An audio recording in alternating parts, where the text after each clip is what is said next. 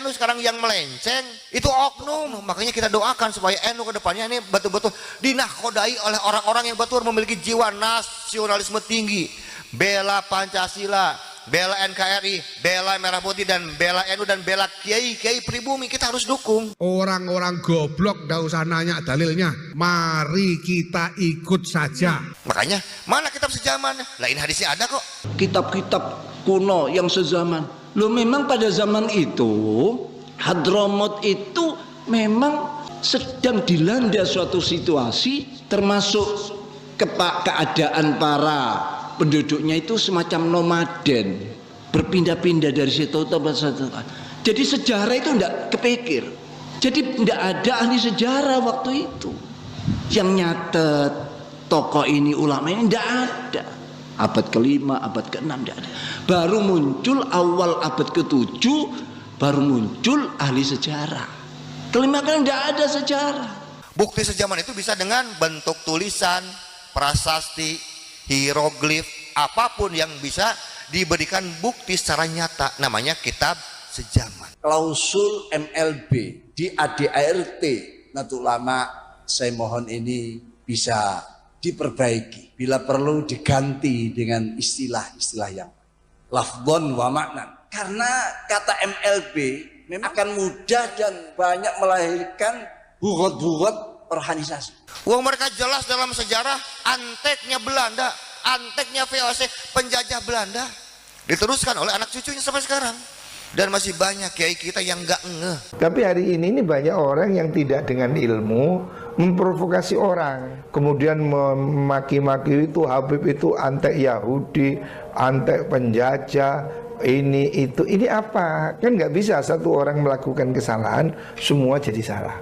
Ya, itu hal yang harus dikritisi. Jangan sampai pembahasan menjadi rasis. Kalau posisi kita sekarang ingin menggantikan fatwa-fatwa yang disampaikan oleh para petinggi kita dari PBNU, PWNU, PC, MWC, betul. Karena suara mereka sudah terikat oleh sebuah kepentingan. Apa betul fungsi ulama harus membiarkan polemik yang bertahun-tahun? Kenapa sekarang baru speak up? Kenapa sekarang baru ngomong? Senang tidak senang, setuju tidak setuju, pada saat as-sawadul a'zam minal ulama ini sudah menetapi sesuatu bersama-sama, mari kita ikuti saja. Kita ini bergerak Nahdliyin movement dari akar rumput. Kita paham kiai-kiai kita yang duduk di PBNU, PW, PC, MWC tidak berani berbicara. Kenapa? Karena yang dipertaruhkan adalah kursi jabatan mereka. Pasti itu.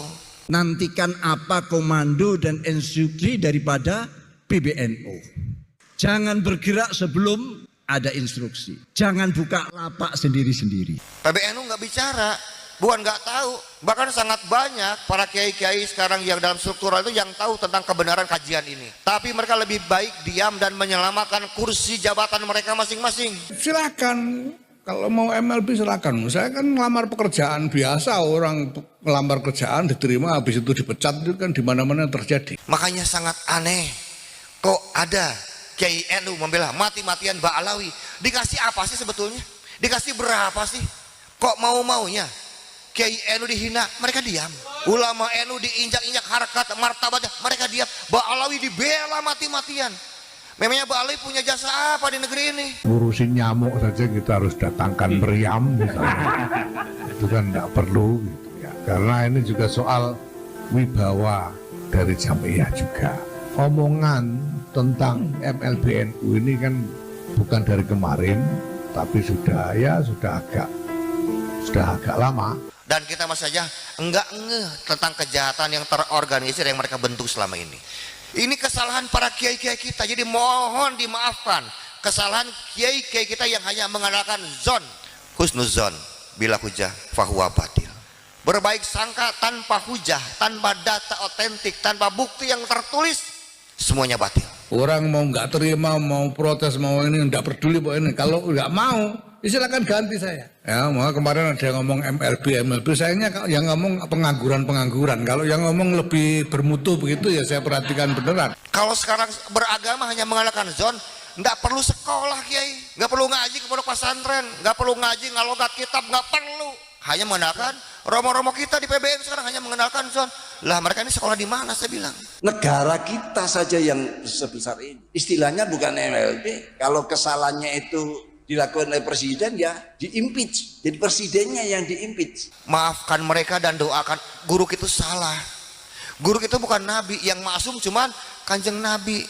Nggak perlu takut bilang guru kita salah. Memangnya kenapa?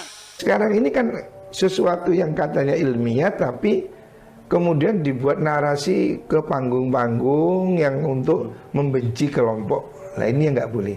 Kita ini semua warga Nahdlatul Ulama murni.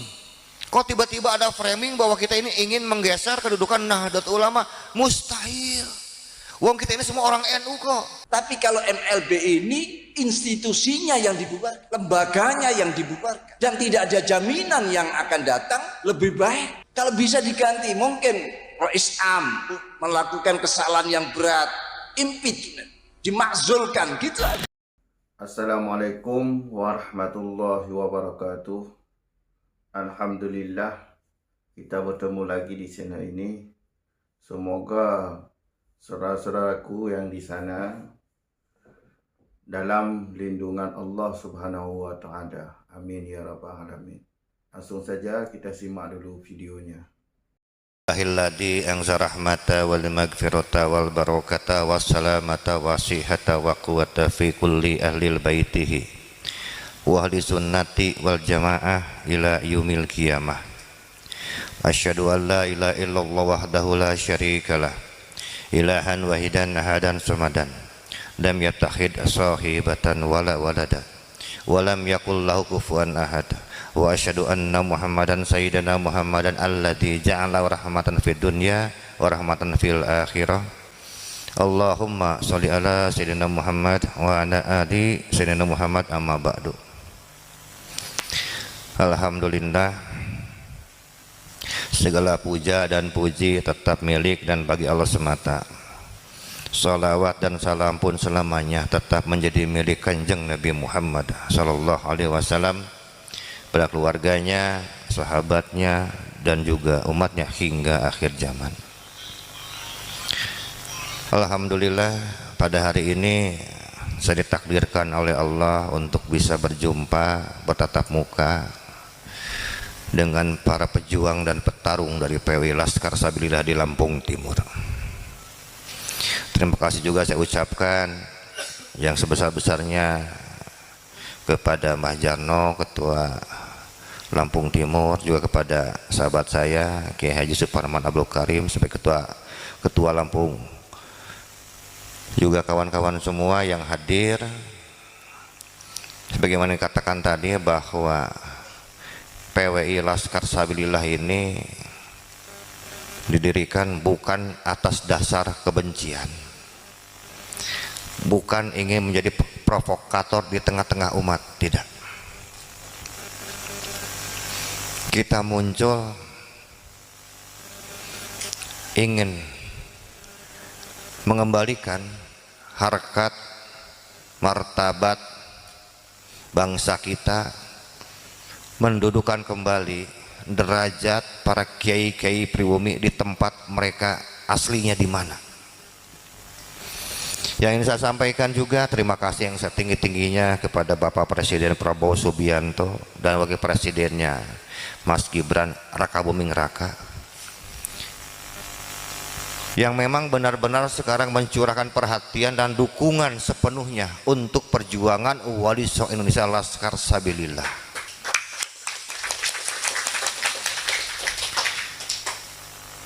Buktinya mana? Buktinya mereka mengutus langsung Jenderal Dudung dan Jenderal Nur Wahid kemarin waktu Rakernas di Tangerang, pesantrennya Kiai Iman. Taunya dari mana? Taunya dari mobil yang dipakai Kiai. Mobilnya apa? Platnya ada lambang Garuda. Jadi ketika pejabat pemerintah menggunakan mobil dinas, berarti ini adalah dinas kepemerintahan, bukan datang atas unsur pribadi, tidak. Jadi memang betul-betul atas perintah Presiden Prabowo untuk menghadiri Rakernas PWI dan diangkat menjadi Dewan Kesepuhan bersama Badim Yati. Karena itu kesempatan besar bagi kita, tidak perlu takut karena pemerintah sekarang di belakang kita semua. Kalau dulu Balawi ini sering menakut-nakuti kita semua Kiai, sekarang mereka harus takut benar sama kita, harus siap-siap kualat sama kita. Nggak ada cerita kita kualat sama mereka, mereka harus kualat sama kita sekarang. Kenapa? Bukti kualat pertama, sampai saat ini tidak ada satupun ahli ilmu dari kalangan mereka yang mampu membantah tesisnya Kiai Imad. Satu, sampai sekarang. Yang kedua, saya kemudian muncul berbicara dengan Kiai Imad bahwa karya saya untuk menguatkan tesis Kiai Imad dalam bidang rijalul hadis. Yang namanya rijalul hadis adalah perawi hadis. Perawi hadis ini sudah tercatat dalam kitab-kitab hadis, dalam kitab Sahih, Sunan, Musnad, Mujam, semuanya sudah tertulis, tidak bisa ditambah atau dikurangi. Setuju enggak Kiai? Nah, karena kajian hadisnya, rijalul hadis, kajiannya sangat-sangat objektif. Kita bicara langsung rijalnya, bicara sekarang orangnya. Kalau ada mana namanya dalam kitab apa, kalau nggak ada ya nggak ada, jangan ngeyel, sudah selesai. Makanya sampai sekarang orang Balawi nggak bisa bantah sekarang kajian rijalul hadis. Kenapa? Karena nama leluhur mereka yang begitu luar biasa diglorifikasi ternyata tidak tercatat satupun dalam kitab-kitab hadis. Artinya orang ini tidak ada. Nanti saya terangkan secara kajian ilmiahnya. Yang lainnya sebelum saya nanti masuk dalam materi, yang perlu saya sampaikan bahwa karena kelompok Balawi ini sudah tidak ada kekuatan, tidak memiliki kemampuan untuk membantah berbagai argumentasi ilmiah yang kita siapkan, dan salah satu untuk merusak pamor, merusak cahaya, merusak kekuatan PWI Laskar Sabilillah hanya dengan satu cara. Harus saya sampaikan sekarang karena Jawa sudah dimulai. Dengan cara apa? Menggembosi para pengurusnya itu sendiri. Antara pengurus dengan pengurus diadu, dihasut, difitnah. Nah, ini yang sedang terjadi di Jawa. Karena itu kita lihat, hati-hati. Sekarang ini orang banyak menghantam Balawi, tiba-tiba sekarang gak pernah ngomong sama sekali Kiai. Ada apa ini? Teman kita ini kok jadi diem? Kiai A dan Kiai B bagus, hubungannya baik-baik. Oh, tiba-tiba sekarang seperti renggang. Ada apa ini? Ini ada yang menggembosi, sedang diadu untuk melemahkan PWI Laskar Sabilillah. Karena itu untuk Lampung Timur dan Lampung secara umum harus kembali, harus memiliki filter, harus difilter. Karena nggak mungkin orangnya menggembosi kalau bukan orang-orang terdekat kita, orang-orang yang tahu tentang gerakan dan acara PWI Laskar Sabilillah. Mustahil, mereka pasti orang-orang terdekat kita. Hati-hati, harus difilter.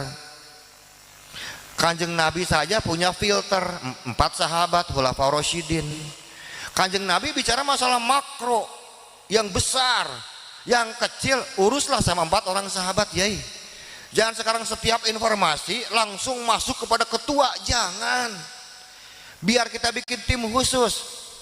Semua informasi tolong ditangani oleh tim khusus. Nggak perlu informasi semua masuk pada ketua, nggak usah. Urus sama tim khusus yang 4 orang ini. Kalau kita mau mencontoh Khulafaur Rasyidin, biar mereka yang urus urusan mikro, diuruslah orang-orang khusus. Yang makro biarlah nanti para ketua yang langsung aksinya Kiai. Karena capek kalau setiap informasi harus kita terima, harus kita telan dalam kondisi lelah. Orang itu mudah memutuskan perkara kemudian salah. Karena apa? Kecapean. Bisik kiri, bisik kanan, kita butuh penasehat. Karena itu kita tolong saling mengingatkan bahwa perjuangan kita ini masih panjang. Jangan berpikir bahwa 1-2 bulan, 6 bulan, 1 tahun ke depan urusan polemik Mbak Alwi ini akan selesai. Enggak Kiai, Kang, masih panjang. Apabila mereka menyebarkan kejahatan, kebatilan dengan sangat masif, artinya harus dilawan juga dengan kebenaran secara masif juga. Mereka masif, kita pun harus lebih masif. Kita ini putra Nusantara.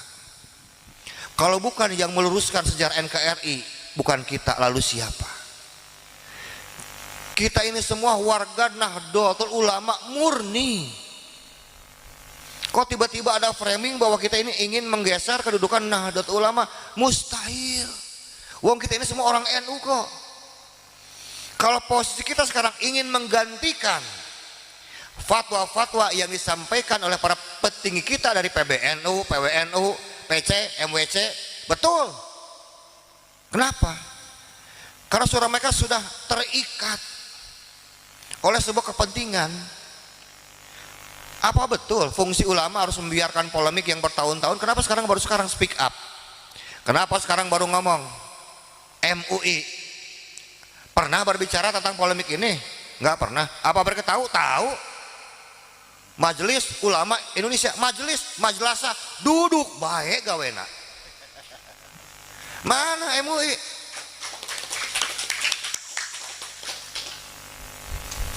Urusan begini mah takut.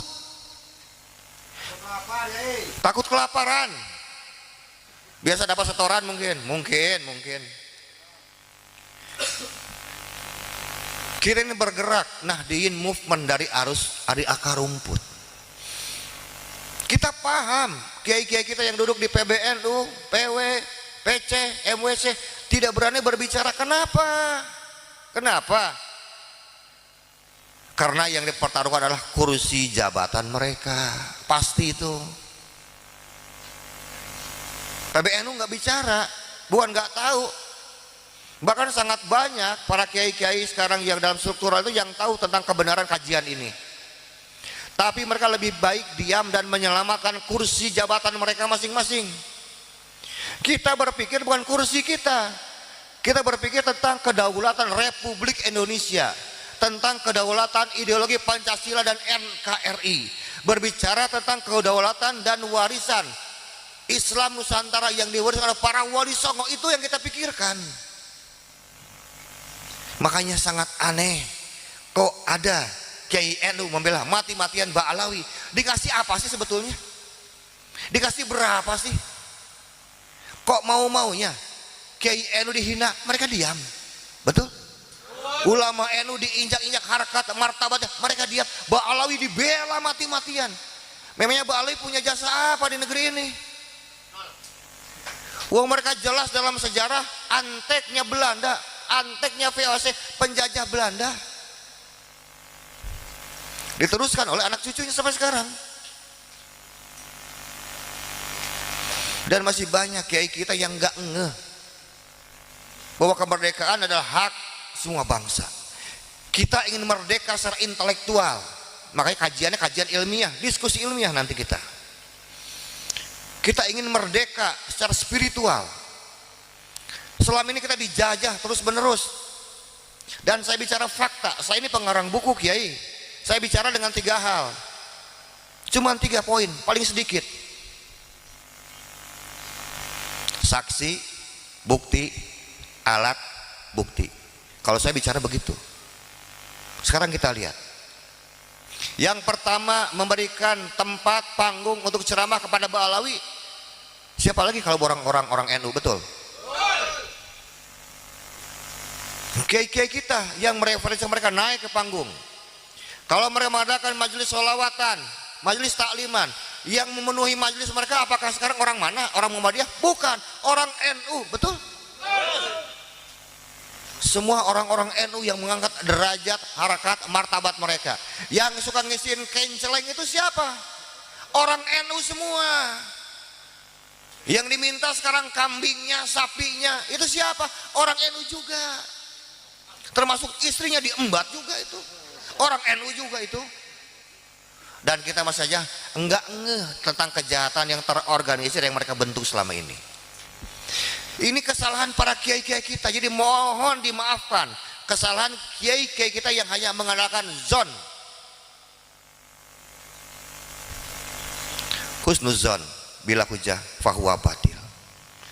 berbaik sangka tanpa hujah, tanpa data otentik, tanpa bukti yang tertulis, semuanya batil. Kalau sekarang beragama hanya mengandalkan zon, nggak perlu sekolah kiai, nggak perlu ngaji ke pondok pesantren, nggak perlu ngaji ngalogat kitab, nggak perlu, hanya mengandalkan zon. Romo-romo kita di PBN sekarang hanya mengandalkan zon. Lah mereka ini sekolah di mana? Saya bilang, nyantrinya di mana? Kita nggak bisa ikut, dan saya belum pernah menemukan dalil boleh mengikuti kebatilan. Kalaupun ada dalilnya, saya pengen tahu diizinkan untuk mengikuti kebatilan yang berasal dari kiai-kiai tinggi. Mana dalilnya? Saya bilang, kita bicara data. Wah, guru saya juga masih pro Balawi. Maafkan mereka dan doakan. Guru itu salah. Guru kita bukan nabi, yang maksum cuman kanjeng nabi. Nggak perlu takut bilang guru kita salah. Memangnya kenapa? Imam Syafi'i berbeda pendapat dengan Imam Malik kurang lebih 40 bab. Guru dengan murid bisa berhujah dengan ilmu plus adab. Orang ini pakai adab dulu, ilmunya nggak dipakai, makanya berantakan semua. Wes adab, wes umur-umur. Adab di atas ilmu. Siapa yang bilang adab di atas ilmu? Saya tanya. Kalau adab di atas ilmu, orang beradab, orang bisa beradab karena apa?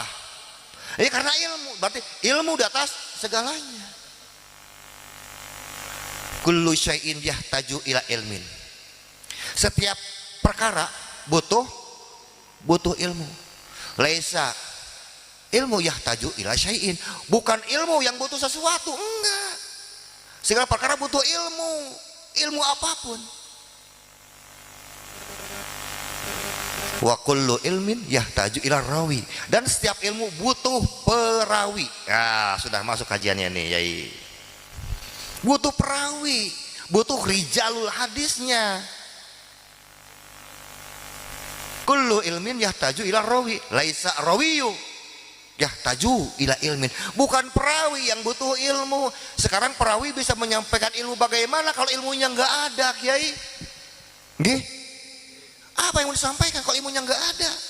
Jadi perawi memegang peranan penting, sentral untuk menyampaikan ilmu pengetahuan. Wa kullu tarihin yahtaju ila rawi, dan setiap tarikh sejarah riwayat butuh perawi. Ma'al ahballati yahmiluha bitatabu'i, kaidahnya bersama dengan ilmu yang dibawanya, bitatabu'i, secara estafet. Apa nama estafet? Tidak terpotong-potong, alias bersambung terus menerus, bersambung dari zaman ke zaman, namanya estafet.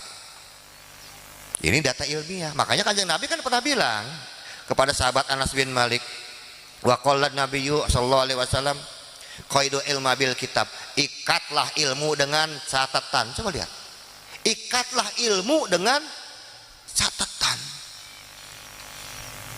Jadi mengikat ilmu dengan catatan bukan hanya bentuk kepatuhan atau ketaatan sahabat kepada sunnah Nabi, bukan itu saja, tapi Nabi ingin bahwa ada bukti otentik, ada bukti yang tertulis untuk generasi selanjutnya. Makanya ikat ilmu dengan catatan.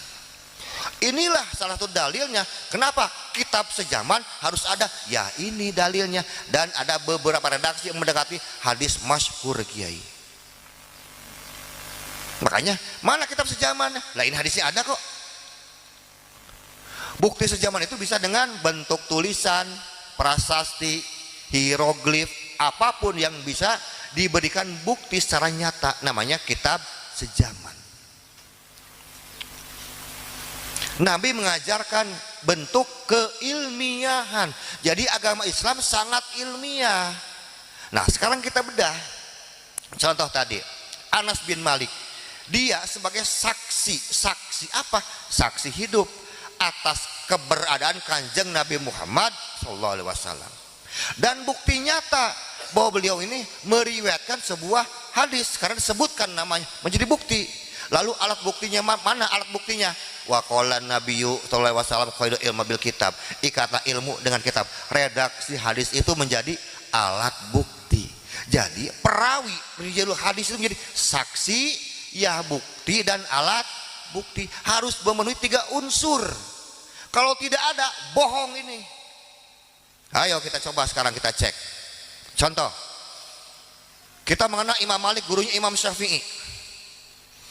Salah satu silsilah hadisnya beliau, Imam Malik bin Anas an Imam Syihab Az-Zuhri an Nafi Maula Ibnu Umar an Ibnu Umar an Umar bin Khattab an Nabi Muhammad sallallahu alaihi wasallam.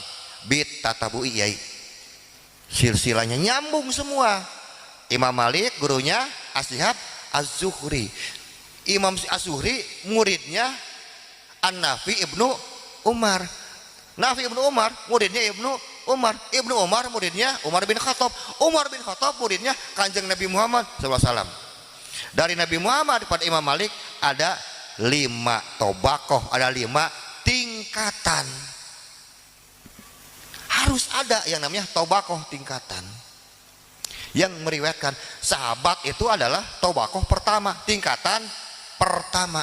Contoh yang lain, seperti Imam Syafi'i punya murid Rabi bin Sulaiman dan Al-Muzani. Betul Kiai? Ini adalah artinya tobakoh pertama di zaman Imam Syafi'i. Murid Imam Syafi'i ini yang meriwayatkan kaul-kaulnya Imam Syafi'i. Kita ringkas sekarang. Yang namanya Ahmad bin Isa. Ada 2 Ahmad bin Isa itu. Ada Ahmad bin Isa Al-Basri yang dianggap sebagai leluhurnya Ba'alawi, dan ada Ahmad bin Isa Al-Baghdadi. Ahmad bin Isa Al-Basri wafat 345 Hijriah. Ahmad bin Isa Al-Baghdadi wafat 350 Hijriah. Cuma 5 tahun bedanya. Makanya kaibat itu rujukannya apa? Kepada Ahmad bin Isa Al-Baghdadi yang punya putra 3, Muhammad, Ali, Husain. Cocok dengan saya karena ini orang Baghdad. Dia bukan ulama. Makanya Ahmad bin Isa Al-Baghdadi disebut juga dengan Ahmad bin Isa An-Nafat, Ahmad Al-Abah. Beliau adalah seorang pengusaha minyak, kaya raya. Dan beliau bermadzhab Syiah. Kalau tidak Syiah Imamiyah, Syiah Ja'fariyah. Dan keluarganya dari semenjak dulu abad keempat, makamnya sekarang itu di Wadi Salam, daerah Najaf, Irak, sampai sekarang membiayai keluarganya. Dari mulai beliau sampai sekarang masih ada keturunannya membiayai acara festival Karbala. Sampai saat ini masih ada keluarganya. Itu yang asli, yang di Baghdad. Nah sekarang kita cerita bahwa beliau ini kan bukan ulama, bukan ahli hadis, bukan mustahid mutlak, tapi diriwayatkan dalam 13 sampai 14 kitab. Diriwayatkan Kiai, ada namanya. Lah ini Baghdad, ini Basroh, kayak Bandung Jakarta lah gitu, nempel kotanya deketan. Sekarang Ahmad bin Isa Al-Basri ini lahirnya kan 260 Hijriah. Sekarang kita cek, lihat. Saya contoh 4. Kesatu ini Imam Muhammad Ibnu Jarir At-Tabari, lahir 224 Hijriah. Kitabnya kitab Tarikh At-Tabari dan Tafsir At-Tabari. Semua ulama mengetahuinya. Mustahid mutlak mustakil beliau. Ahli hadis, mu'arikh, ahli tafsir, ahli hadis, segala macam ini ahli segala. Imam Ibnu Jarir At-Tabari 224 Hijriah. Kemudian era kedua ada lagi Imam At-Tabarani 260 Hijriah. Kitabnya Sunan As-Shogir, Sunan Al-Ausad, Sunan Al-Kabir, dan Musnad As-Samiyin. Orang Irak. Kemudian tahun 260 juga lahir yang namanya Ahmad bin Isa, tahun 260. 1 tahun persis sama dengan Imam At-Tabarani. 1 tahun. Kemudian katanya beliau ini adalah seorang imam, ulama, ahli hadis, dan mustahid mutlak. Katanya, pakai katanya. Setelah ini 260. Ada lagi anaknya 278 Hijriah, Ubaidillah bin Ahmad Al-Muhajir 278. Cuman antara ini ada lagi ulama-ulama kita di Irak semua. Ada Imam Ibnu Mandah, ada Imam Al-Baihaqi, ada Imam Ibnu Hibban, ada Imam Ibnu Huzaimah, dan ada Imam Al-Hakim. Dari mulai Imam Ibnu Jarir at-Tabari sampai Imam Al-Hakim ini kurang lebih 400 sampai 500 tahun. Yang menarik, dari mulai Imam Ibnu Jarir at-Tabari 224 Hijriah sampai sekarang Imam sekarang At-Tabarani 260 Hijriah. Beliau wafat 360, jadi umurnya 100 tahun ji, panjang Imam Tabarani ini. Kan satu zaman dengan katanya dengan Ahmad bin Isa. Pertanyaannya, semua ulama yang hidup di zaman Imam Ibnu Jarir at-Tabari semuanya diriwayatkan dalam kitab-kitab dalam kitabnya Imam At-Tabarani diriwayatkan. Cuman satu ulama yang tidak diriwayatkan dalam kurun waktu 226 Hijriah sampai 360 Hijriah. Dalam jangka waktu 120 tahun cuma satu ulama yang tidak diriwayatkan oleh Imam Tabarani. Siapa namanya? Ahmad Al-Muhajir, Ahmad bin Isa. Kenapa nggak diriwayatkan?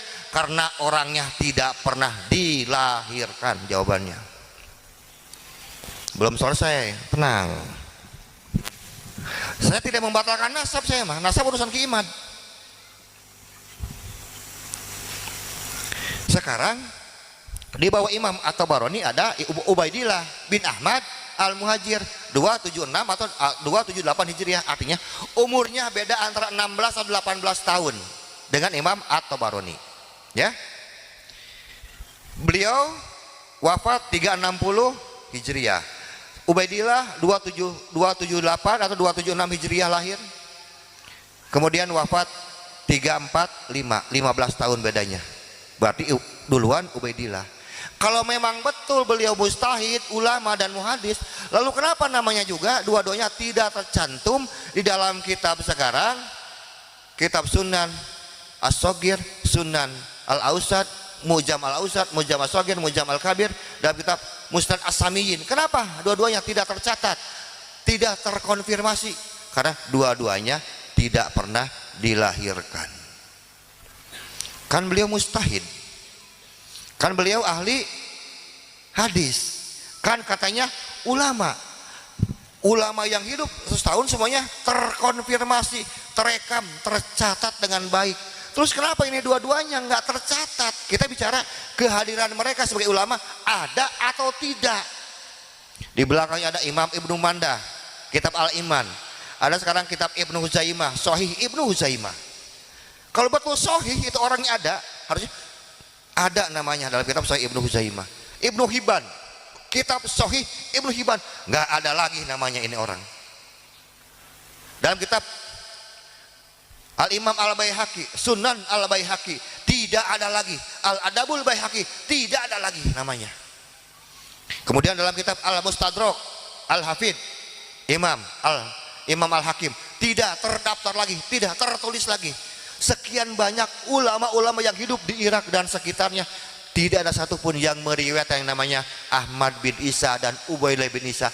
Jangankan sebagai mustahid mutlak, jangankan sebagai ulama atau ahli hadis, sebagai santri saja tidak pernah terkonfirmasi. Kenapa tidak terkonfirmasi? Karena tidak pernah dilahirkan di alam dunia ini. Itu jawabannya.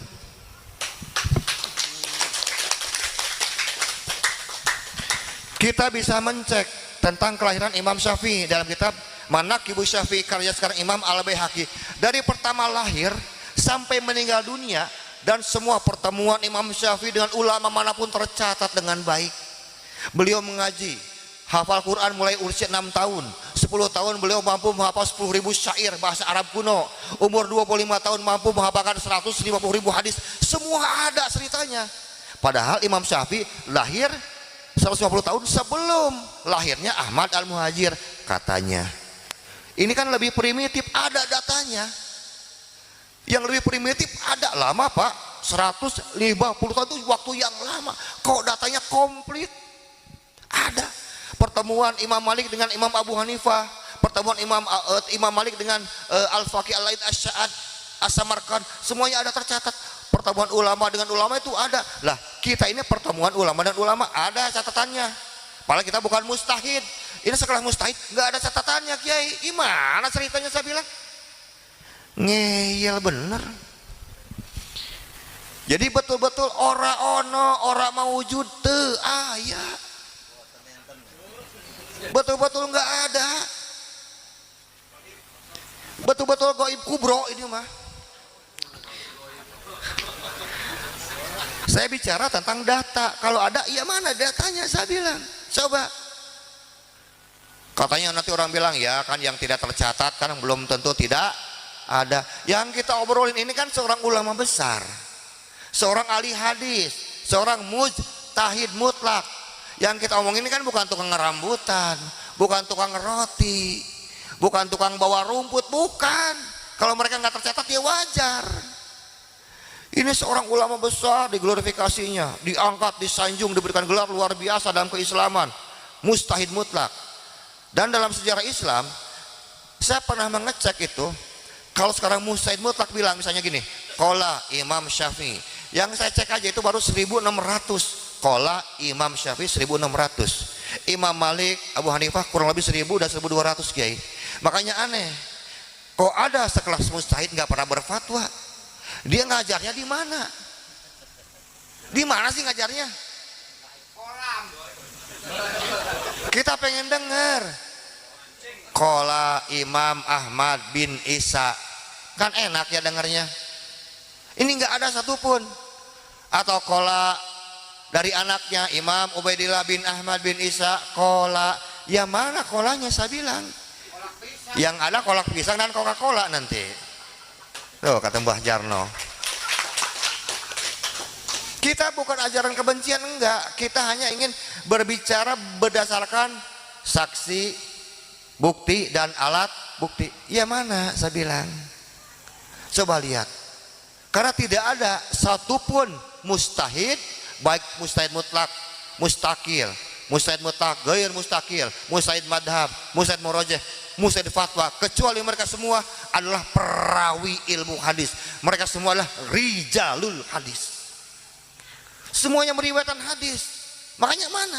Sekali lagi, rijalul hadis itu sudah tertulis dalam kitab-kitab hadis. Makanya tidak bisa ditambah dan tidak bisa dikurangi. Makanya mana yang namanya Ahmad bin Isa dan Ubaidillah bin Ahmad bin Isa ada dalam kitab apa? Kalau memang betul mustahid, kalau memang betul sekarang ulama ahli hadis, mana kitabnya? Ternyata ora ono ewe. Alhamdulillah telah kita dengarkan bersama penjelasan dari beliau. Jadi sudah jelas berarti ada apa-apanya tuh di belakang, ada udang di balik batu. Kalau nggak ada udang di balik batu, nggak mungkin seperti itu. Pasti ada. Masa membela habaib tapi nggak ada dalil, kan nggak masuk akal. Jadi jelas ada sesuatu. Cukup sekian dulu, sampai jumpa di video selanjutnya. Akhir kata, assalamualaikum warahmatullahi wabarakatuh.